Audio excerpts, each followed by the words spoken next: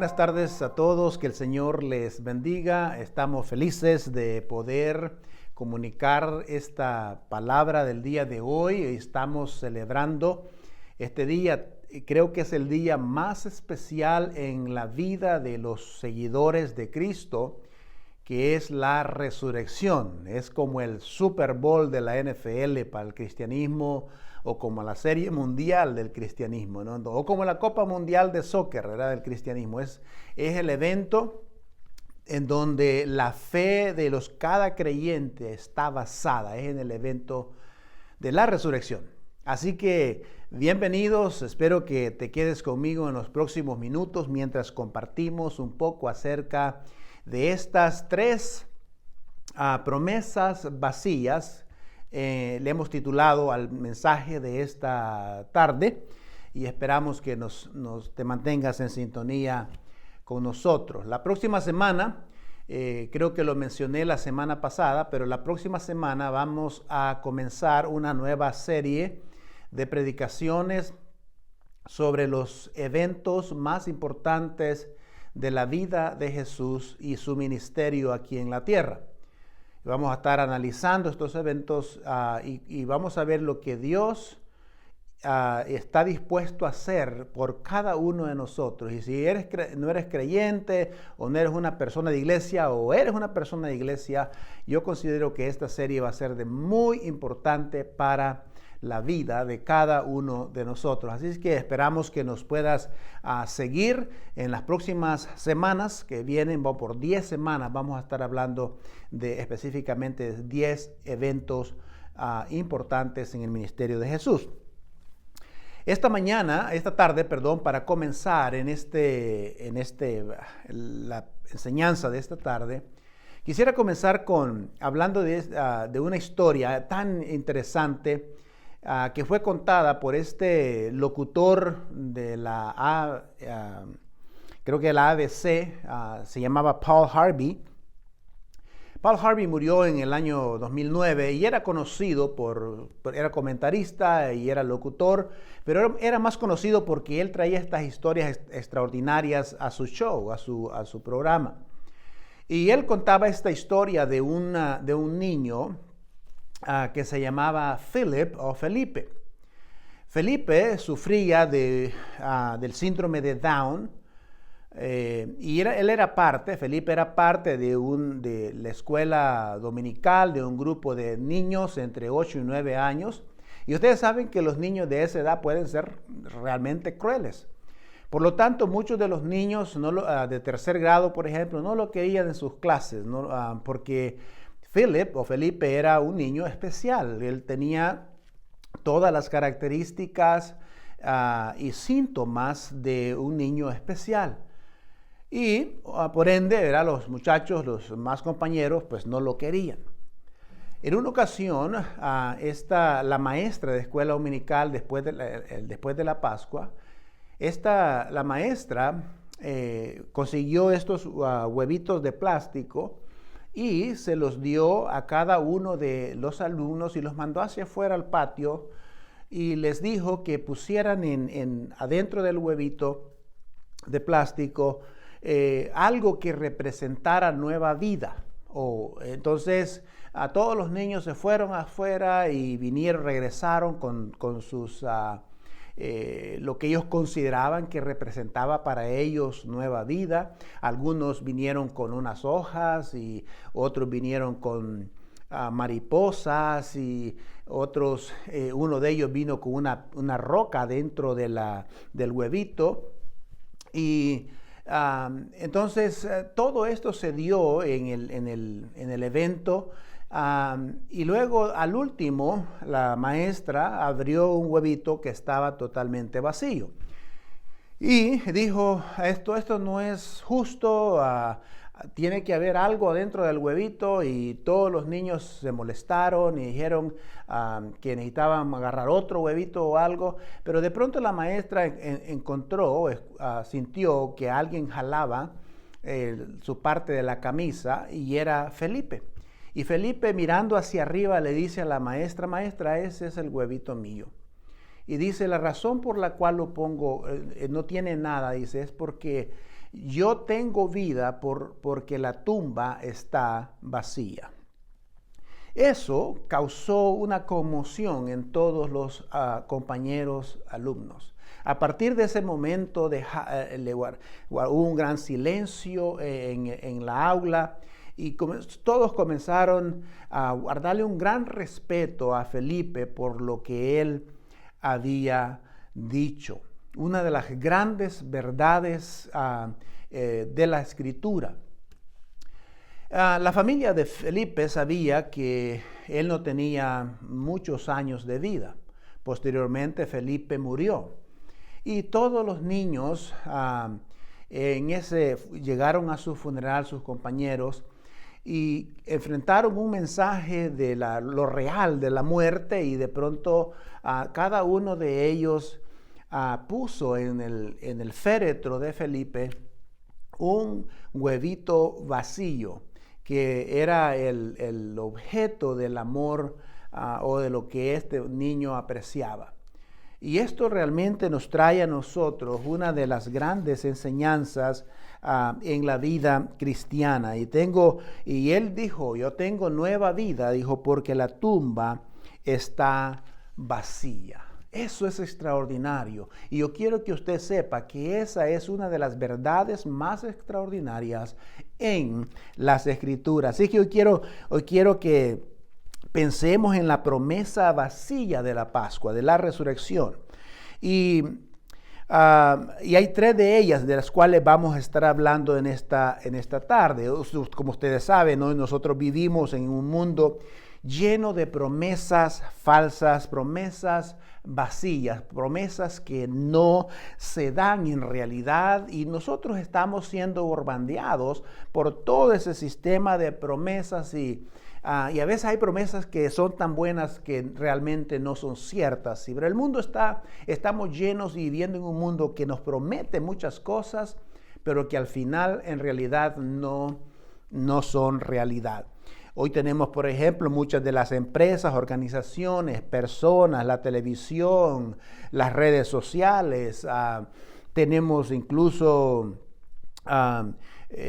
todo lo que tiene que ver con información. Están dándonos información y prometiéndonos cosas, e incluso te prometen cosas que puede ser más rico, puede ser más talentoso, puede ser más famoso, puede ser más sexy, puede ser más inteligente si tan solo compras sus productos. Y usted sabe que todo eso al final del día, eso es una mentira, es vano todo eso. Así que muchas veces nosotros no nos damos cuenta de que las promesas del mundo suelen siempre estar vacías, suelen siempre ser promesas vacías. Pero Dios, al contrario de eso, no hay una promesa que suene tan buena que no vaya a ser verdad. Y Dios es un Dios que siempre ha cumplido con sus promesas. Prometió que su hijo iba a nacer en Belén de Judá, lo cumplió. Y va a cumplir la promesa de que vendrá un día por su iglesia. Y créame que eso es una realidad. Así que Dios tiene grandes promesas en la Escritura para nosotros. Y hoy vamos a ver la primera promesa que vamos a ver, promesa vacía que vamos a ver en esta tarde, es la promesa de la cruz. La promesa de la cruz. Si nosotros volvemos al viernes antes de la resurrección, por ejemplo, el jueves por la noche Jesús había celebrado la Pascua o la cena con sus discípulos, había dado instrucciones, les había lavado los pies a sus discípulos allá en el aposento alto. Comenzando el viernes, por la mañana, realmente fueron hacia el jardín del Getsemaní, en el Monte de los Olivos, donde sabemos, ¿verdad? La semana pasada hablamos de eso, que él fue arrestado. Y a partir de eso, a lo largo de esa noche, enfrentó Jesucristo varios juicios que fueron totalmente simulados o realmente ilegales. Entonces, por parte de todos los líderes judíos.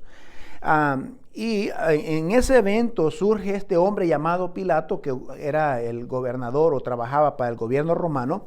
Y este hombre, Pilato, no sabía realmente qué hacer con Jesús, porque él sabía que era inocente, pero de alguna forma tenía que cuidar su empleo y su amistad, ¿verdad? Entonces, y él no sabía cómo actuar. Y esto es lo que dice la Escritura en uno de los pasajes que vamos a tratar en este día. Pero mire lo que dice Juan capítulo 15, versículo 22. Dice, hablando de cuando lo arrestaron y lo llevaron, dice, lo llevaron a un lugar llamado Gólgota, que traducido significa el lugar de las calaveras. No sé si usted sabe, pero este lugar es el mismo lugar, según la historia, o los arqueólogos dicen que este es el mismo lugar donde Dios le pidió a Abraham que sacrificara a su hijo Isaac. Algo extraordinario ahí. Y trataron de dar a Jesús vino mezclado con mirra, pero él no lo tomó. Cuando lo crucificaron, se repartieron sus vestidos, echando suerte sobre ellos para decidir lo que cada uno tomaría. Era la hora tercera cuando lo crucificaron. La inscripción de la acusación contra él decía: el rey de los judíos. Crucificaron con él a dos ladrones, uno a su derecha y otro a su izquierda. El versículo 28 dice: y se cumplió la escritura que dice: y con los transgresores fue contado. Los que pasaban lo injuriaban, meneando la cabeza y diciendo: va, tú que destruyes el templo y en 3 días lo reedificas, sálvate a ti mismo, descendiendo de la cruz. De igual manera, también los principales sacerdotes, junto con los escribas, burlándose de él entre ellos, decían: a otro salvó, él mismo no se puede salvar. Que Cristo es el Rey de los Israel, decían, descienda ahora de la cruz para que veamos y creamos. Y lo que estaban crucificados con él también lo insultaban. Cuando llegó la hora sexta, hubo oscuridad en toda la tierra hasta la hora novena. Y a la hora novena Jesús exclamó con fuerte voz: Eloí, Eloí, lama sabactani, que traducido significa: Dios mío, ¿por qué me has abandonado? Algunos de los que estaban allí, al oírlo, decían: mire, está llamando a Elías. Pero Jesús, dando un fuerte grito, expiró y murió. Ahora bien, si usted tuviera que volver a esa escena donde él fue crucificado, donde él fue ejecutado por usted y por mí, si usted y yo pudiéramos regresar a ese lugar, es posible, ya sea el domingo o el sábado o el domingo, es probablemente que usted y yo pudiéramos encontrar la evidencia de su muerte.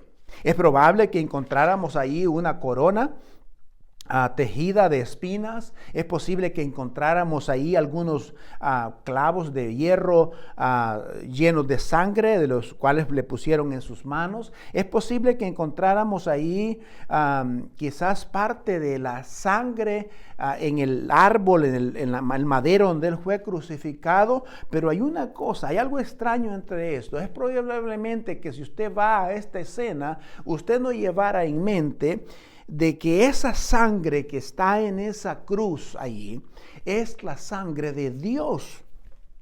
Muchos quizás iríamos pensando que es la sangre de un ser humano, pero es la sangre de Dios mismo. No es sangre de hombre humano, sino de Dios. Y esto es muy importante. Pensar en estos clavos, uno puede pensar varias cosas, ¿no? Que estos clavos llenos de sangre y sucios ahí sostuvieron, sujetaron todos nuestros pecados. Porque si Jesús, él tenía las facultades y el poder para poder bajarse de esa cruz si él quería. Yo a veces pienso en lo que le decía uno de los ladrones en la cruz, de los malhechores, dice que le injuriaba diciendo: ahí bájate también de la cruz y sálvanos a nosotros. Yo pienso que Jesús debe haber estado diciéndome: si bajo de aquí, de esta cruz, no habrá salvación para nadie. Y esos clavos fueron los que sostuvieron las manos, los pecados de cada uno de nosotros. Ahora ahí estaba todo nuestro pecado, estaba todas nuestras mentiras, nuestros celos, nuestras traiciones, nuestra inmoralidad, nuestra petulancia, nuestro orgullo. Estaba colgado de esa cruz, estaba tu futuro, ahí estaba colgado de esa cruz, estaba realmente el destino de toda la vida de cada creyente en el día de hoy. Escúcheme bien. Y ahora, los pecados no solamente de toda la gente que estaba enojada y de los líderes religiosos, pero también los pecados suyos y míos estaban ahí, sostenidos por esos clavos en esa cruz. Ahora, todos nosotros tenemos alguna lista de pecados, ¿verdad? Siendo honestos, todos nosotros tenemos una lista de pecados que están ahí y que fueron clavados en esa cruz. ¿Cuál es tu lista, por ejemplo? ¿Será la ira? ¿Será la adicción? ¿Será el orgullo? ¿Será los prejuicios? ¿Será el egoísmo? No solamente la traición de Judas, pueden ser las mentiras, pueden ser lo único que todos tenemos en común, todos los seres humanos por los cuales Cristo murió, pero que la salvación no es automática, es individual. Es cuando tú le recibes, es cuando tú le das lugar a Él, que Él te salve y te perdone. Todos nosotros tenemos algo en común, y es que todos tenemos una lista grande e inmensa de pecados que necesitan ser perdonados en algunos. Otros ya fueron perdonados. Escúcheme bien. Cada pecado obviamente tiene un precio. Usted dice, bueno, mi lista está grande. Y algunos dirían, bueno, yo trato de pagar, recompensar a Dios con obras y haciendo cosas para ver si Él me puede quitar un poco de estos pecados. ¿Sabe qué? No es posible. La Biblia habla de que la salvación no es por obras, sino por gracia. Entonces, todos nosotros, y hay que entender esto, cada pecado tiene un precio. Y Jesús pagó ese precio. Y quiero decir que cada día que vives acumulas un montón de deuda contra Dios. Una deuda que usted y yo no la podemos pagar. No importa cuánto hagamos, no podremos pagar una deuda de nuestros pecados. Porque la Biblia dice que si infringes uno de los mandamientos, por ejemplo, ya los infringiste todos. Entonces, por lo tanto, yo digo que esa deuda, usted y yo, no hay forma de poderla pagar. Por eso es que Cristo vino a morir en la cruz del Calvario para pagar esa deuda. La Biblia es muy clara en esto, que la paga del pecado es muerte. Es la muerte, y esa es la paga que usted y yo realmente merecemos. Es la muerte. Pero también ese mismo versículo dice, pero la dádiva de Dios es vida eterna en Cristo Jesús. ¿Por qué? Porque Él fue el que murió, Él fue el que fue crucificado ahí. En Colosenses capítulo 2, versículos 13 y 14 dice, en cuanto ustedes estaban muertos en sus delitos y en la incircuncisión de su carne, Dios le dio vida juntamente con Cristo, habiéndonos perdonado todos los delitos, habiendo cancelado el documento de deuda que consistía en decretos contra nosotros y que no éramos adversos. Y lo ha quitado de en medio, clavándolo en la cruz. Entonces, cuando miramos nosotros a la cruz, y escúchenme bien esto, la cruz está vacía. La cruz está sola. Jesús no está en esa cruz. Por eso, con todo respeto lo digo. Cuando yo veo imágenes de Cristo colgado en una cruz, eso no es real. Eso fue lo que pasó, pero no es lo que realmente está en la actualidad. Jesucristo no está colgado en una cruz. Y Jesús dijo, cuando Jesús murió, dijo, terminado es. En el griego, en el idioma que se escribió la escritura, dice pagado por completo. Pagado por completo. Tu deuda fue pagada por completa. Si tú vienes a Cristo y le recibes como Señor y Salvador, esa deuda ya fue pagada, ya está pagada por ti. Para usted como creyente también ya está pagada. La cruz vacía muestra que tú y yo somos perdonados por Jesucristo, porque Él pagó la pena de nuestro pecado y el precio de nuestro pecado. Eso representa la cruz vacía ahí. Que usted, ahí fue pagada su deuda. Segunda promesa vacía. La promesa de la tumba vacía. Lo que hablaba Felipe en su huevito que no tenía nada. La tumba vacía. La tumba en la que Jesús fue sepultado pertenecía, como la historia y la Biblia lo enseña, a José de Arimatea. Este hombre era un hombre de dinero. Habían excavado, estas tumbas eran excavadas y hechas a mano en algunos casos y hecha, ¿verdad?, de forma artesanal. Una tumba que no había sido usada. Ellos la habían comprado o la habían mandado a hacer para la familia. Esa era la costumbre de aquel tiempo. Yo me imagino, ¿verdad?, pensando en esto, que algún amigo de José de Arimatea haya llegado y le diga, oye, esta tumba está bonita, ¿eh? ¿Por qué se la vas a prestar a alguien para que la use? Y yo imagino, ¿verdad?, ahora después, ¿verdad?, José de Arimatea haber dicho, no hombre, si no más la usaron fin de semana nada más. Pero lo que quiero decir también es que aún José de Arimatea no creía que Jesús iba a resucitar. Quiero que entienda eso también. Entonces, Mateo capítulo 28, 1-6 dice, y al siguiente día María corrió a la tumba en esa primera mañana de la Pascua. Y de repente se les apareció ángeles y les anunciaron, no tengan miedo, sé que buscáis a Jesús que ha sido crucificado. Él no está aquí, ha resucitado entre los muertos, como dijo que lo haría. Venid a ver el lugar donde estaban el cuerpo. Esto es lo que le dice el ángel a las mujeres que fueron a visitar la tumba. Ahora bien, aunque Jesús había dicho, por ejemplo, repetidas veces acerca de su muerte y de su resurrección, los discípulos, ni las Marías, ni nadie, ninguno de ellos creía que Jesús iba a resucitar. Porque había no solamente una confusión, ¿cómo van a crucificar y va a morir la resurrección y la vida? El Hijo del Hombre, el Mesías no podía morir de esa manera.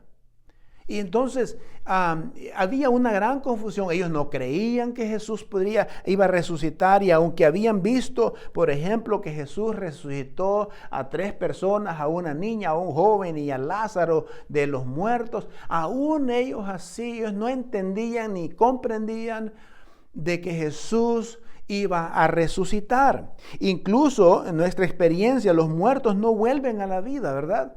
Si nosotros enterramos a una persona, sabemos que esa persona se va a quedar en la tumba, está muerta.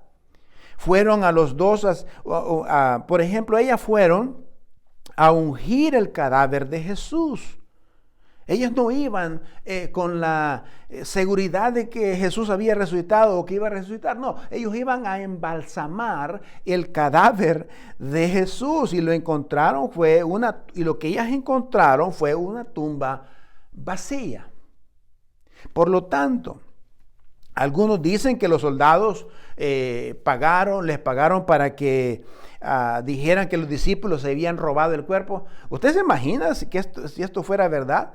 Pero ¿cómo podría ser eso? ¿Cómo podría ser que los discípulos se lo hayan robado? ¿Lo podrían esconder por tanto tiempo? ¿Entiende? Porque de pronto encontramos más adelante que estos discípulos murieron por esta causa, murieron por el testimonio de que Cristo murió y resucitó. Ellos mismos murieron a manos de los romanos también. Entonces, hay otros que dicen que Jesús realmente no murió, que de alguna forma Él revivió en esas horas y que salió por su propia cuenta de la tumba. No estaría en condiciones de salir de la tumba. Eso es una de las realidades. No habría estado en condiciones de salir de ahí. Tal vez otros dicen que fueron las autoridades religiosas, pero ninguno de ellos mostró nada. De lo contrario, quizás si hubiera sido así, lo hubieran puesto quizás como una exhibición, diciendo, mira, aquí está el que dijo que iba a resucitar, aquí está el Mesías, el Rey de los judíos. Lo hubieran puesto como una exhibición para todo el mundo. Pero no es así, no está así. Lo que hay ahorita y ha habido siempre es una tumba vacía porque no está ahí. Y otra cosa que sabemos es que Jesús, por ejemplo, después de la resurrección, mucha gente que lo conoció, muchas de esas personas, dice la Biblia que se les apareció a más de 500 personas. Y eso es extraordinario. Juan, capítulo 11 dice, Jesús les dijo, yo soy la resurrección, el que resucita a los muertos y les da vida nueva. El que cree en mí, aunque muera con los demás, volverá a vivir. A él se le da la vida eterna por creer en mí, nunca perecerá. La tumba vacía, escúcheme bien, es una promesa vacía, más bien no es una promesa vacía. Más bien apunta a la verdad de que nosotros también seremos resucitados un día. Yo puedo decirle esto, que un día es su propia tumba, la tumba suya y la mía. Si hemos creído en Cristo, va a estar vacía en el día de la resurrección también. Porque usted ha sido predestinado a ser eterno para vivir por la eternidad. Si tienes a Cristo, vivirás con Él en la gloria para siempre y habrás resucitado de entre los muertos y tu tumba también estará vacía. La tumba vacía sirve como un poderoso recordatorio de que Cristo se levantó de la tumba. Ese es un poderoso recordatorio para usted y a mí, de que Cristo se levantó de esa tumba y que ha resucitado como el día de hoy lo estamos celebrando. Jesús resucitó. Ahora bien, hay una última promesa vacía que quiero compartir.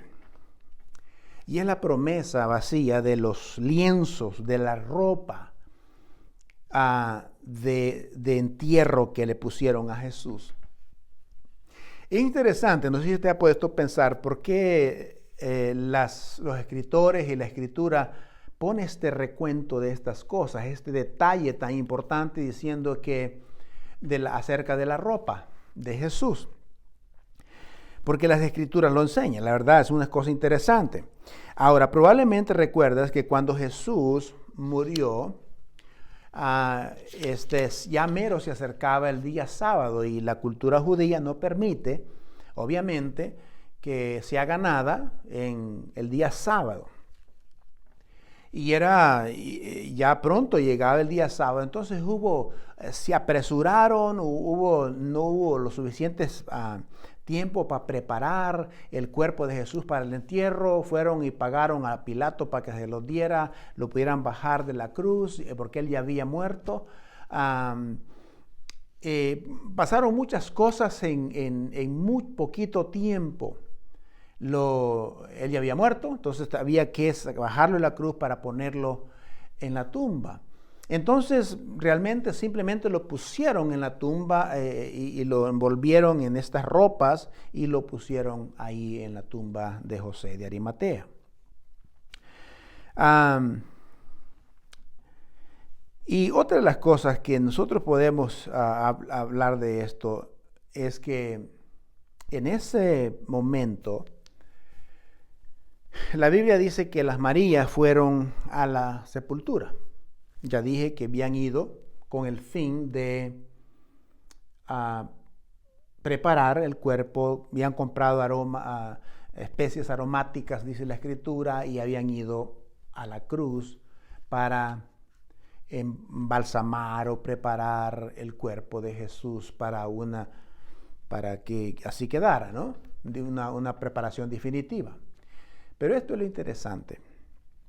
Aquí es donde les acabo de decir de que Marías, ni los discípulos, ninguno de ellos creía que Jesús iba a resucitar. Las Marías no iban porque Jesús había resucitado. Miren lo que llevaban en su mente. Llevaban especies aromáticas para preparar el cuerpo que ya estaba muerto. ¿Por qué? Porque ellas también creían que los muertos se quedan muertos. Al igual que usted, ¿verdad? Y yo creemos que el que murió, murió. O sea, no tenían la expectativa de que él había resucitado. Entonces llegaron al lugar y luego encontraron que estaba abierta. Y miren lo que dicen de ella. Dice, hey, se han robado el cuerpo de Jesús. Eso es la primera reacción de él. Se han robado el cuerpo. Y se van con Pedro y los otros discípulos, porque estaban escondidos por otro lado, por miedo a los romanos, y fueron con la noticia de que no estaba el cuerpo de Jesús en la tumba. Pedro y Juan salieron de la casa a toda velocidad hacia la tumba.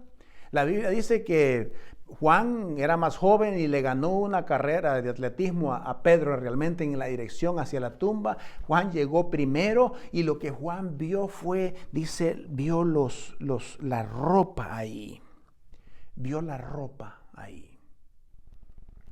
Así como había quedado el cuerpo, la ropa se había... En otras palabras, el cuerpo se levantó de ahí y la ropa de cementerio, del entierro, se había quedado ahí. Y hay otro detalle que dice que los lienzos, el lienzo que le pusieron en la cabeza a Jesús, estaba doblado. Hay una versión que dice que lo habían doblado y puesto aparte. En ese momento, Juan, dice la Biblia, que cambió de toda su confusión y dolor y de decepción y todo lo que usted quiera hacer, cambió a ser un hombre creyente. Y es ahí por lo cual, esas son las cosas por las cuales ellos pudieron creer y vieron al Cristo resucitado. Es por eso que ahí fue donde se basó su fe realmente, ahí fue donde realmente creyeron. Y dice en la Biblia que ellos comenzaron a atar todas las cosas que había dicho, todo lo que había dicho antes, hacía sentido ahora. Hacía sentido al ver al Cristo resucitado. Hacía sentido lo que Él dijo: yo soy la resurrección y la vida. Yo me levantaré de los muertos. Todas esas cosas que Él había dicho antes las están viendo. Y es como ver una película hacia atrás y están recordando de todo lo que dijo fue verdad. Más adelante nosotros encontramos que la Biblia dice que Jesús tuvo desayuno con ellos ahí en la playa, comiendo con ellos, y a más de 500 personas se les presentó. Entonces, esto es una cosa muy importante. La ropa del entierro, cuando Juan la vio, cambió su comportamiento de confusión, de decepción, a creyente. Es posible que usted esté en la condición también que Juan estaba. Es probable quizás si usted se haya alejado de Dios, es posible que usted ya no quiera nada con Dios, esté decepcionado de Dios, estés corriendo de Dios y ya no quieras nada con Dios y has abandonado su iglesia, has abandonado el compañerismo con los otros creyentes. Es posible que eso esté pasando con usted. Estás enojado, estás confundido, estás decepcionado de Dios. Pero yo te ruego una cosa. Vuelve a Cristo, vuelve al Señor. Comenzamos la historia, esta enseñanza con la historia que contaba Paul Harvey, ¿verdad? Acerca de Felipe. Pero quiero terminar esta historia con otra historia de un joven que pertenecía a una familia muy adineradas, en una sección de casas muy adineradas. Y ahí entre esas familias tenían por costumbre darles un regalo, un automóvil a los muchachas o muchachos que graduaban de high school, ¿verdad? De la escuela, de la high school. Entonces, esa era la costumbre. Entonces, Bill y su padre, ¿verdad? Pasaron mucho tiempo yendo a buscar, a ver dónde encontraban el carro adecuado. Y finalmente lo encontraron el carro. Unas semanas antes de la graduación de Bill, encontraron el carro que le había gustado a Bill y que era el que le iban a dar de regalo. Pero el día de su graduación, su papá le regaló una Biblia. Y cuando Bill recibió esa Biblia, se enojó tanto que la tiró al piso y se fue de la casa y no volvió a ver a su padre otra vez. Fue el hecho de que su padre había muerto que hizo que Bill regresara a la casa. Pasaron un tiempo y Bill estaba buscando las cosas que iba a heredar de su papá, y entre esas cosas encontró una Biblia, encontró la Biblia que su papá le había dado muchos años antes, en su graduación. Y él, sacudiéndole el polvo a la Biblia, la sacudió, y dentro de su Biblia apareció un cheque. Un cheque que realmente tenía la cantidad exacta de lo que costaba el automóvil que le iban a regalar. ¿Ve qué historia esta? A veces nosotros, o mientras pienso en esta historia, me pregunto cuántas personas en el mundo han hecho lo mismo. Muchas personas literalmente han abandonado a Dios, están enojados con Dios porque realmente no conocen las promesas de Dios para sus vidas. Ahí estaba el regalo de papá para Bill. Están en las promesas de Dios. Ahí está el regalo de Dios para ti y para mí. Aunque no lo veas, está ahí ese regalo para ti. Y yo pienso que a veces nosotros hemos dejado a Dios o estamos por dejarlo a Dios. Quizás estás contemplando la idea de abandonar a Dios y dejar la iglesia, dejar de servir. Porque estás decepcionado de la vida, el dolor, el sufrimiento, lo que sea. Porque realmente no crees que las promesas de Dios son posibles. Por eso, porque no las conocemos, porque de alguna manera estás desilusionado con Dios, y es entendible quizás. Creo que en este tiempo de Pascua, más que cualquier otra época del año, tenemos el desafío de considerar, de conocer y de considerar esas promesas extraordinarias que Dios tiene para nosotros. Hemos dicho que hay una cruz vacía ahí que representa la promesa de que tus pecados han sido perdonados y pueden ser perdonados si los confiesas delante de Dios. Y para ti como creyente, esa cruz vacía representa que tus pecados ya fueron perdonados. En la tumba vacía, por ejemplo, la promesa de nuestra futura resurrección. La Biblia habla de que así como Cristo resucitó de los muertos, también tú y yo vamos a resucitar de entre los muertos. Entonces la tumba vacía es una promesa de nuestra propia resurrección. Las ropas, los lienzos, las ropas de entierro y los lienzos doblados son una evidencia, es la promesa de que Cristo resucitó y de que esto es verdad. Porque fue el evento de la resurrección que trajo toda la convicción en estos apóstoles al punto de morir por ese testimonio de que Cristo había muerto y había resucitado. Pero todos creyeron al verlo, porque allí donde se levanta está anclada nuestra fe cristiana, en el evento de la resurrección. No es ni en la Biblia, es en el evento de la resurrección. Así que en esta tarde, si tú me estás escuchando, la promesa, Jesús ya pagó por tus pecados. Tú tienes que buscarlo y pedirle perdón a Él, que te perdone. Y Él lo va a perdonar y va a traer vida eterna. Por lo tanto, en el día de la resurrección, tu tumba va a estar vacía también.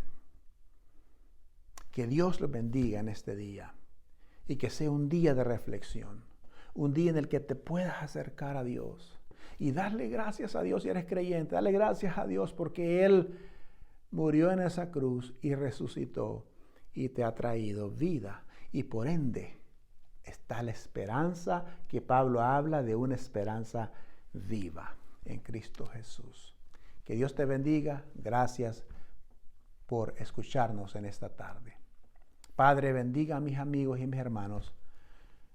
Padre, trae luz y entendimiento para que podamos analizar estas tres promesas de la cruz vacía, de la tumba vacía y de los lienzos vacíos sin el cuerpo de Jesús. Señor, gracias por estas promesas que están ahí. Gracias, Señor, porque estas no son promesas vacías para nosotros, son reales.